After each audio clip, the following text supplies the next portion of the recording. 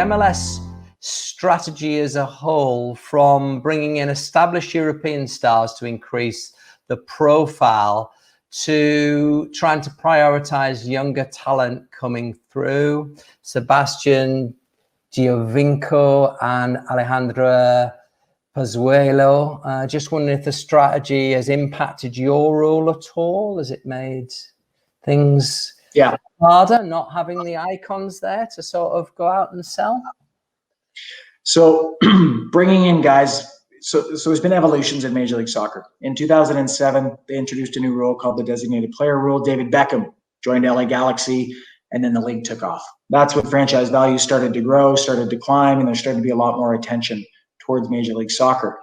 Robbie Keane joined, a number of players joined in the league at that time. A lot of people called, and you know, people in the UK may have called Major League Soccer a retirement league at that point. So it was, you know, going out and searching out players that would drive marketing and drive interest in the franchise, sell tickets. Maybe the product didn't improve that much because you were only improving the top end. You weren't improving the middle or the bottom.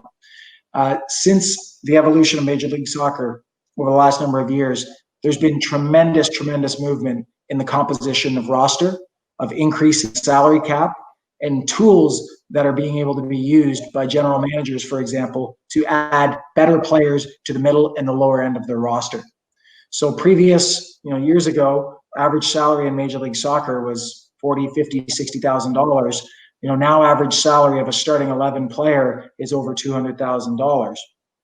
But when you talk about the top end, we're paying players millions and millions and millions of dollars a year, but it's starting to trend that these players are younger in age. The league is incenting teams to sign players that are young designated players under the age of 22, right? So if you look at Atlanta and some of their success, right, they've signed younger players into the mix, and then they're incented to do that. They get relief on their salary cap when they do that, for example. So there's lots of tools that have been put in place where you can start to pay players at the top end, and in the middle end, they've added tools. Targeted allocation money, for example, is what the tool is called. It allows you to pay some of your middle players in the $1 million range. So a name like Victor Vasquez might be familiar to some of you. He played at Barca alongside Messi at certain points through his youth career. Well, Victor was one of the key people that helped us win in 2017. We could pay him $1 million, and only a portion of that counted towards his salary cap. The league needs to transition to a point where we are a league of sellers, not just buyers. And that's the phase that we're in now. How do we create a system where you're incenting clubs to buy younger talent or develop younger talent through the system and then sell on? Look at one of the players that's featuring for Bayern Munich right now.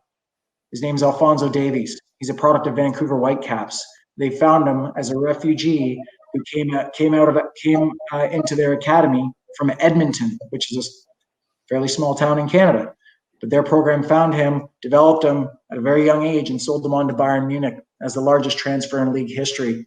You're starting to see Major League Soccer getting towards a league that will be selling players. And that's kind of the goal of ownership right now, is how do we transition into that phase? So it's been a cycle, right? We signed Giovinco and Pozuelo at younger ages, 26 years old. Not really young, but kind of still in their prime, right? As we did with Michael Bradley and Josie Altidore. Sign them in their prime, and they play their prime years with TFC, versus signing David Beckham at the age of 32, 33, or Robbie Keane at that age, or Ibrahimovic at that age.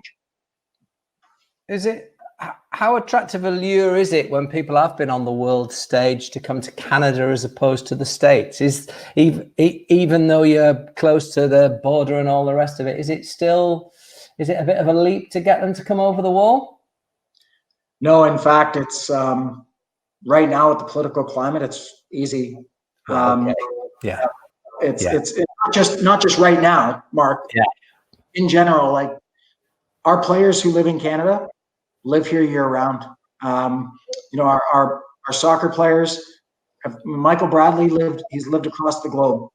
He's lived in Italy, he's lived in Holland, he's lived in the Netherlands, literally across the globe, and he doesn't leave Canada. He stays in Toronto. Our players who come to this city love this city. So we don't have a problem recruiting for our soccer team. For our basketball team, it's not seamless. We're still, they're still working through that. I think we see what happened with the NBA run last year and the millions and millions of people that paid attention to it and the whole country behind the Raptors. It gets players excited.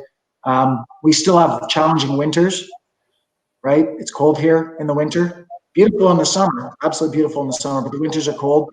That is a little bit of a barrier, but in whole, Toronto is an amazing city, and athletes recognize that. Did somebody tell me you've got like almost a city underground for the winter? Have you got a big sort of, is it a shopping mall? Is it a big part of the center of the city, or what is it? We can walk from our arena, which is right downtown in the financial district. I can walk 5 kilometers north underground through the path. Yeah. So there's an underground mall, if you will, that connects all the skyscrapers right through the city. So for those that know how to navigate it in the winter, the weather is not an issue, and it connects to the major transit hub in the city as well, which is right outside of Scotiabank Arena. So you go from transit hub to properties that are on the lake, on the water, and then north, 5 kilometers north, right? So it becomes less of a barrier.